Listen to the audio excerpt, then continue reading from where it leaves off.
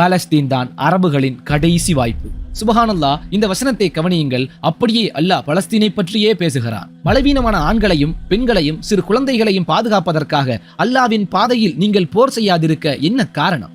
அவர்களோ, எங்கள் இறைவனே, அக்கிரமக்காரர்கள் இருக்கும் இவ்வூரை விட்டு எங்களை வெளியாக்குவாயாக, எங்களுக்காக உன்னிடமிருந்து தக்க ஒரு பாதுகாவலனை அளித்தருள்வாயாக, இன்னும் எங்களுக்காக உன்னிடமிருந்து ஒரு உதவியாளனை அளித்தருள்வாயாக என்று பிரார்த்தனை செய்கிறார்கள். இந்த வசனம் மஹ்தி அலைஹிஸ்ஸலாத்தை காத்துக் கொண்டிருக்கும் பலஸ்தீனியர்கள் துஆ செய்தால் எப்படி இருக்கும்? அப்படியே இருக்கிறது. அந்த வசனத்தில் அல்லாஹ் சொல்கிறான், மில்லதுன்க வலியன். அல்லாஹ்விடத்தில் அந்த மக்கள் பிரார்த்தனை செய்கிறார்கள், மில்லதுன்க, உன் புறத்திலிருந்து எங்களுக்கு ஒரு வலியன், பாதுகாவலனை அனுப்பு. வஜஅல்லனா, எங்களுக்கு ஆக்கிவை, மில்லதுன்க நசீரன், உன் புறத்திலிருந்து எங்களுக்காக ஒரு உதவியாளனையும் அளித்தருள்வாயாக என்று பிரார்த்தனை செய்கிறார்கள்.